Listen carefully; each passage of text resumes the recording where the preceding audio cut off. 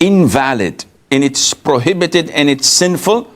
If she insists that this is a legitimate marriage, she is an apostate. She's a disbeliever. My sister has married a non-Muslim guy. Must we maintain ties of kinship with her or completely cut her off from our lives? Well, first of all, your sister, by marrying a non-Muslim, this is one of two. Either she believes that it is permissible to marry a non-Muslim, despite the clear verses in the Quran that prohibits it, despite the hadiths of the Prophet ﷺ that prohibits it, despite the consensus of all Muslim scholars who say that this is invalid and it's prohibited and it's sinful. If she insists that this is a legitimate marriage, she is an apostate. She's a disbeliever. Even if she prays and fasts and goes for Hajj, she's a disbeliever for rejecting the Quran, the Sunnah, and the consensus of scholars. So such a person you should not be in contact with.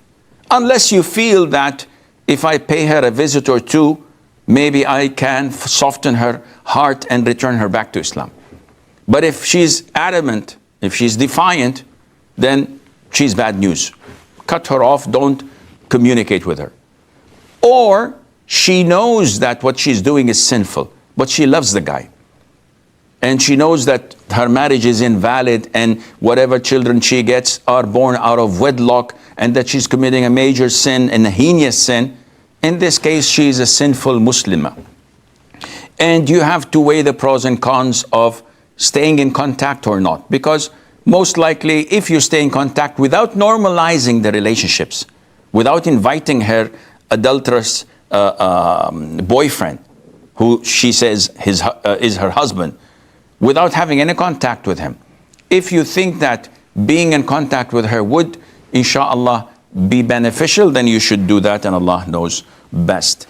And Sheikh, here in India, a lot of Muslim girls are in relationship with Hindu boys, and some girls come into relationship after knowing everything, and some girls fall into their trap. Usually they pretend to be secular in front of Muslim girls, praise Islam and Muslims, be good to them, keep saying they are secular and express their fake love. And after marrying them, they show them true Hindutva and force them to convert to Hindu religion. And my blood boils up when I see hijab wearing Muslim girls fall for Hindu boys, and when they ride on bike with Hindu boys and meet them in colleges and parks. And here horrible things happening from this current Hindu government.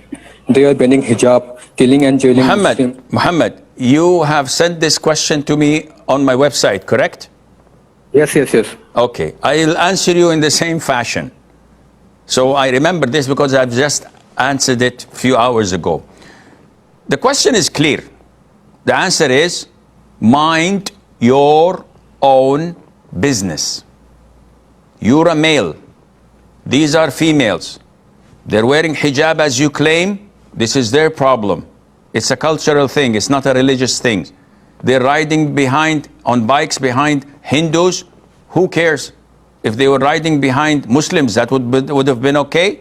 It's the same thing. It doesn't matter. Fornication is fornication. Haram relationships is haram relationship. These people don't care about Islam. Why should we care about them? The hell with them. But when you try to listen to the whims and desires in your head, when you try to listen to the whispers of shaitan, and shaitan says, no, you have to do something against that. What? Go talk to the girls.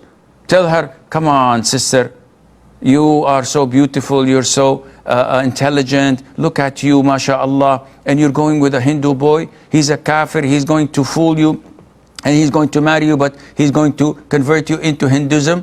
What should I do? Come with me. I'm a good Muslim man. Excuse me. What are you doing? This is what shaitan wants you to do. There are boundaries in Islam. And this does not justify you going and speaking freely with hijabi women, warning them of their Hindu boyfriend. It doesn't matter whether he's a Hindu, he's a Muslim, he's a Christian. He is a non-mahram. And she doesn't care what religion he is, because she's not following Islam.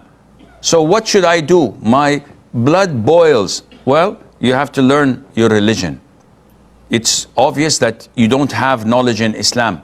You have to learn the proper aqidah. You have to learn fiqh so that you can define what's right and what's wrong according to the Quran and Sunnah, not according to the boiling of your blood.